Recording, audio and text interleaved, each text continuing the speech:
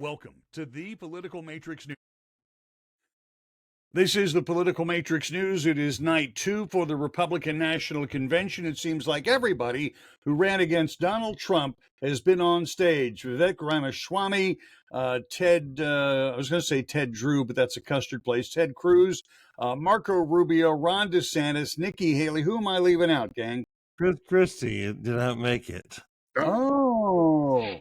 Well, Christie didn't make it. In spirit, he did. Did you see the governor of West Virginia?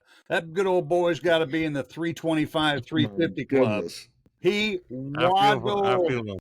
He waddled off stage. I'm like, I felt sorry for the poor bulldog who probably, walking down the stairs gets out of breath. We're not waddling at our weight, okay? Leaving a guy who's 20 pounds north of that, I don't waddle. The governor of West Virginia, now running for the U.S. Senate, waddled. And frankly, he did not look to be the healthiest guy in the joint. So let it go at that. Ron DeSantis had a pretty good speech. What do you think? It was great. I thought Ron DeSantis' speech, I'm not a Ron DeSantis fan really, but I am tonight. It was a really good speech. Well, as I've said probably 1,000 times, Ron DeSantis, his policies, I like his policies. He has a very harsh way of implementing them, and that bothers me. But the policies I'm okay with. The public policy is good.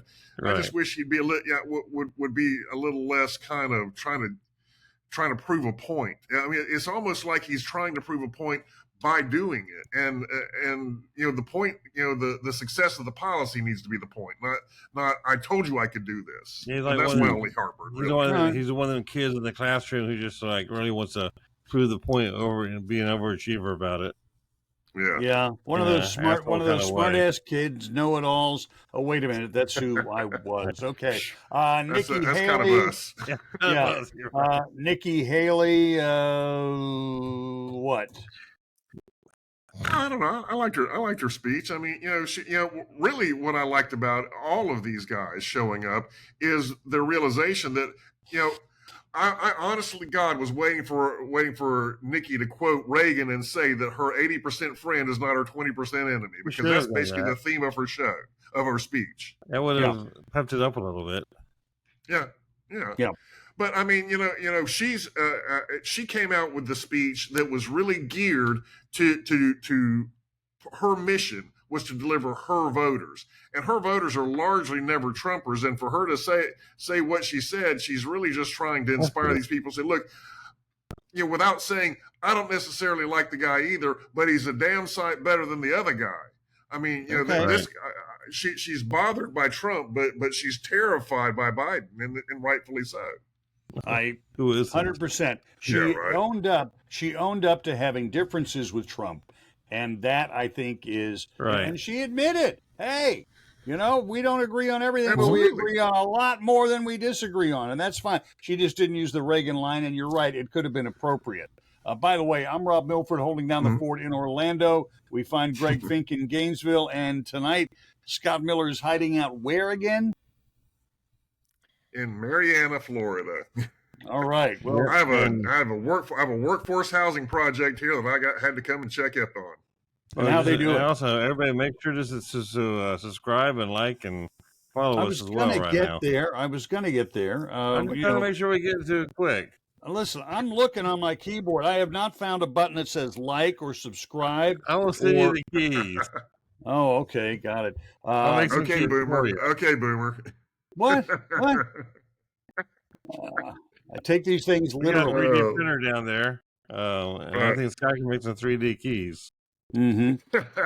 By the way, on this workforce project with doing housing in affordable housing, I guess, in Marianna? Yes. Okay. How many illegals you got working on the job site? I don't have any illegals working on my job site. Oh, come on. You can tell us. Oh no.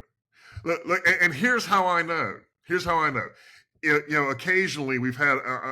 It's not that I've never had, but I've always known when they were, because when code enforcement comes out, they come out in law enforcement looking trucks, and the job site, the crews that are illegal when they see the code enforcement, they will disappear.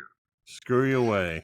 And so that's how I know my guys are legal, because code enforcement comes out to do little random inspections and stuff like that, and they just go, oh, whatever, just they will talk to the inspectors. That's how I know.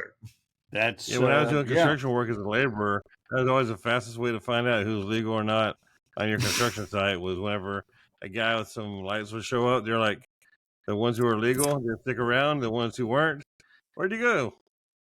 Oh, let me tell you, when Customs and Border Patrol and INS were popular in the U.S. and did their job, in San Antonio, they said, hey, we're going to raid another restaurant today. It was a good Mexican restaurant, but they wanted to make the point that even if you have a good Mexican restaurant, you cannot employ illegal aliens. They said, Rob, if you get there about 12:15 and sit down at a table by the front window, you might, when you see a U-Haul truck pull up, you might want to just turn your recorder on. And they pulled the U-Haul truck right up to the back door, put the ramp down, and as soon as that was done, they get on the radio and say, now, and 4 cars with flashy lights, sirens on, pull in from a half a block away. All the illegals run out the back door, up into the U-Haul truck, whoop, close the door. We take them over, 3-4 blocks away and do the processing. It was fascinating beyond words. And lunch was free that day. So that could be one of the better Mexican meals I've had. And, all right. And that was the theme of tonight's convention. Unity, number one, make America safe. I thought Ted Cruz did an awesome freaking job because he cited chapter, verse, text, and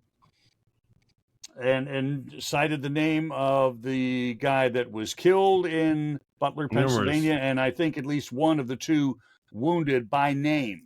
And he went through and listed a lot of people who were affected. Yeah, I mean, he was a Rolodex. It was great. Every damn day. I did not. Every damn day. I'm trying to remember. By the way, the names of all 3 of the people besides Corey Capertori was David Dutch and James Copenhaver. Dutch and Copenhaver were the ones who were severely injured. Of course, Corey Capertori was one sadly killed.